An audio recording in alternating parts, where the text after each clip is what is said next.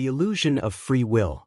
Imagine waking up tomorrow and realizing that every choice you've ever made, every decision, every impulse, every seemingly free action, was never really yours to begin with. That all along, you were merely a passenger, watching a story unfold, mistaking yourself for its author.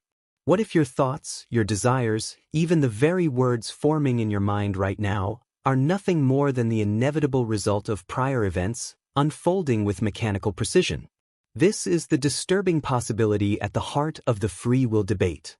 It is a question that has haunted philosophers for centuries, whispered through the halls of science, lingering in the spaces where neuroscience, physics, and philosophy intertwine. Do we, as conscious beings, truly control our actions? Or are we merely following a script written by the fundamental forces of the universe, deluding ourselves into believing we are in command? To understand the depths of this question, we must first ask, what does it mean to have free will? On the surface, free will seems simple. It is the ability to make choices that are not preordained, the capacity to direct one's actions independently of external causation. But if we peel back the layers of experience, we find that reality is far murkier.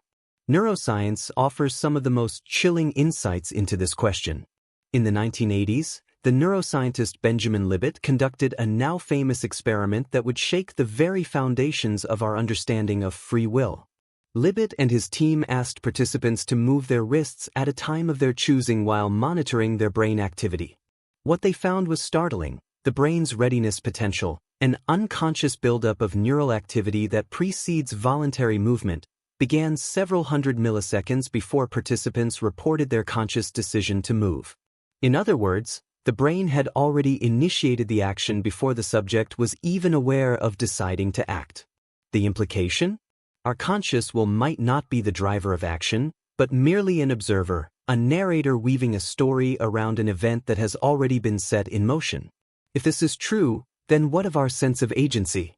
What of our deeply ingrained belief that we can pause, reflect, and choose between different courses of action? Some have argued that Libet's findings do not entirely disprove free will. Rather, they suggest that our conscious self might have the ability to override decisions made unconsciously. Yet even this possibility raises troubling questions. If our conscious vetoing of an action is itself triggered by unconscious neural activity, then where does freedom truly lie? The implications of this research extend far beyond academic curiosity. If free will is an illusion, then moral responsibility becomes a fragile concept. Can we hold people accountable for actions that were never truly theirs to control? The legal system is built on the assumption that individuals can make choices and be judged accordingly. But if those choices are nothing more than the inevitable result of prior causes, genetics, upbringing, environmental stimuli, then can we truly assign blame or praise?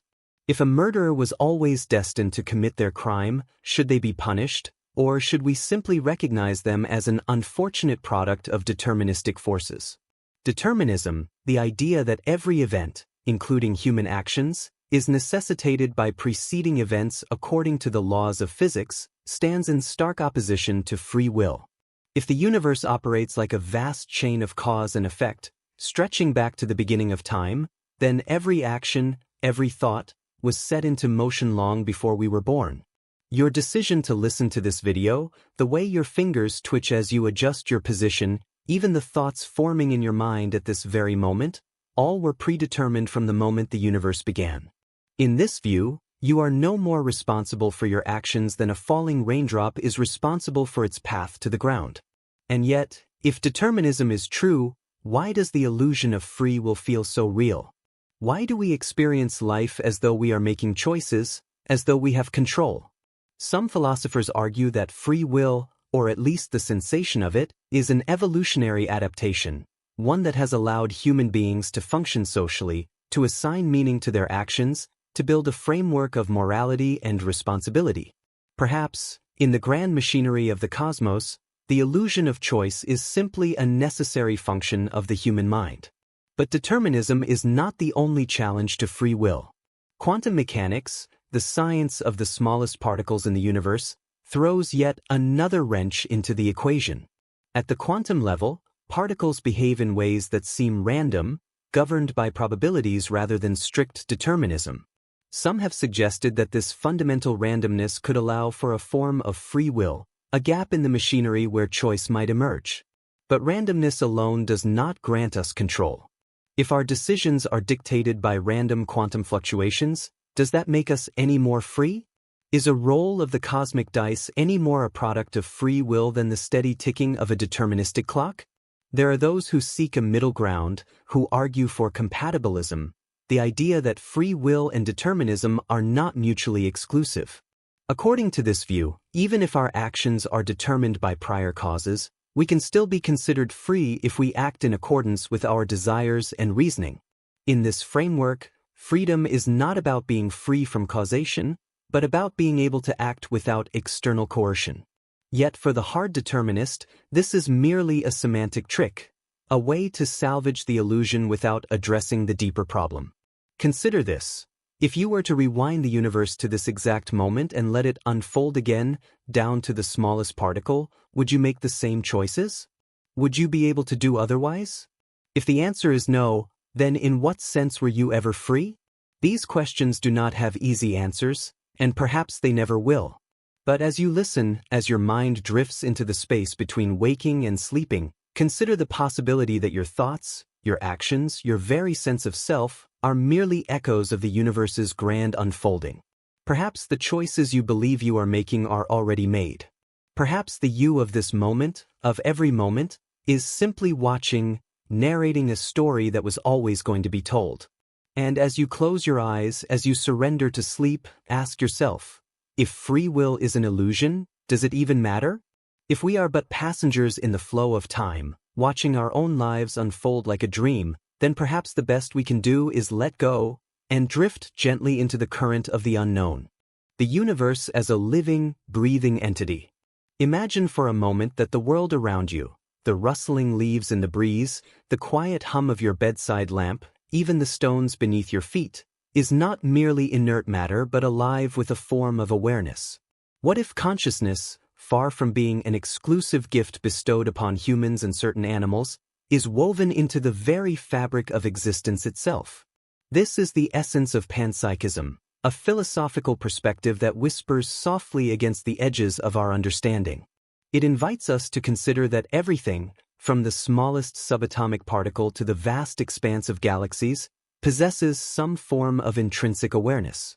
In this view, the universe is not a cold, mechanical machine but a living, breathing entity, pulsing with a kind of consciousness that transcends human comprehension.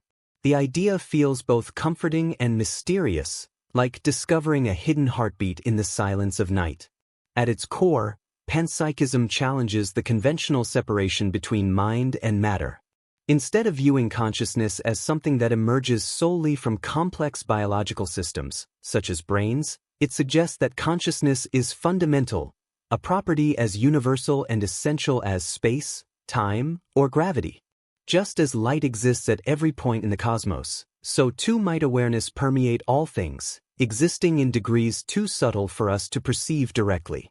This notion transforms the way we see the world, inviting us to look beyond appearances and recognize the possibility of a deeper, interconnected reality. To understand panpsychism is to step into a realm where science, philosophy, and intuition converge. Traditional views of consciousness often frame it as an emergent phenomenon, arising only when certain conditions are met, namely, the intricate organization of neurons within a brain. But what if this framework is too narrow? Panpsychists argue that such an approach fails to account for why subjective experience exists at all. Why should mere physical processes give rise to the rich tapestry of sensations, emotions, and thoughts that define our inner lives? Rather than treating consciousness as a byproduct of complexity, panpsychism posits that it is a foundational aspect of the universe, present even in its simplest components. Consider, for instance, an electron spinning in the void of space. To most, it might seem nothing more than a particle governed by the laws of physics. Yet, through the lens of panpsychism, that same electron could possess a rudimentary form of awareness, a faint glimmer of sentience that contributes to the greater whole. Scale this idea up to the level of stars, planets, and galaxies, and you begin to see the universe not as a collection of lifeless objects but as a symphony of conscious entities, each playing its part in a cosmic orchestra. While this concept may sound fantastical, it resonates deeply with certain ancient spiritual traditions that have long regarded nature as imbued with spirit and vitality. Modern proponents of panpsychism, however, ground their arguments in logic and metaphysics, seeking to bridge the gap between scientific inquiry and existential wonder. One compelling argument for panpsychism lies in its ability to address the hard problem of consciousness, the question of why and how subjective experience arises from physical processes. If consciousness is fundamental rather than emergent, then there is no need to explain how it suddenly appears. It has always been there, inherent in the building blocks of reality. This perspective shifts the burden of explanation away from biology and onto cosmology, suggesting that the origins of awareness lie not in the evolution of brains but in the structure of the universe itself. Though still speculative, this theory offers a tantalizing glimpse into a worldview where mind and matter are two sides of the same coin, inseparable and interdependent. If we accept the premise of panpsychism, that consciousness is a universal property, the implications ripple outward, touching nearly every facet of our understanding of existence. One of the most profound questions it raises is whether the universe possesses a will of its own. If everything, from atoms to asteroids, carries a spark of awareness, does this collective consciousness coalesce into something greater? Could the universe, in a sense, be alive, not just passively existing but actively shaping events according to some inscrutable purpose? This idea evokes images of ancient myths, where gods and goddesses personified natural forces, guiding the flow of rivers, the growth of crops, and the movements of celestial bodies. While modern interpretations of panpsychism do not necessarily invoke deities, they similarly suggest that the universe might operate with a kind of intentionality, albeit one far removed from human concepts of desire or decision-making. Perhaps the patterns we observe in nature, the spirals of galaxies, the fractal branching of trees, the rhythms of tides, are expressions of a cosmic intelligence manifesting in ways we can barely begin to fathom. Or perhaps these patterns simply reflect the harmonious interplay of countless individual consciousnesses, working together unconsciously to create the beauty and order we perceive. Another intriguing implication is the possibility that we exist within the mind of something greater. If the universe is fundamentally conscious, then our individual minds might be akin to ripples on the surface of an infinite ocean, connected yet distinct. This perspective blurs the boundaries between self and other, subject and object, inviting us to see ourselves not as isolated beings but as integral threads in a vast, interconnected web of awareness.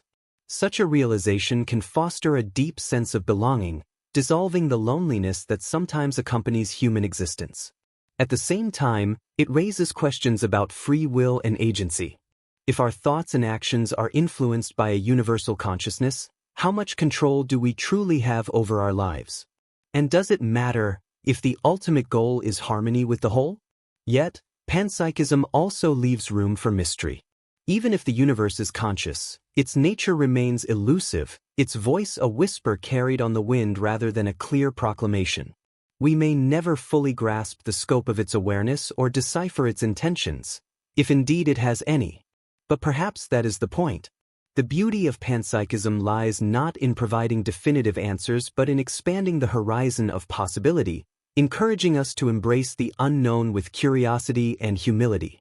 In doing so, we align ourselves with the gentle rhythm of existence, finding peace in the act of wondering rather than knowing. Transitioning to the inner landscape. As we contemplate the idea of a conscious universe, another thought begins to stir, quieter and closer to home. If the cosmos is imbued with awareness, what does that mean for our own minds? Are they truly ours, or are they reflections of something larger, echoes of the universal consciousness that permeates all things?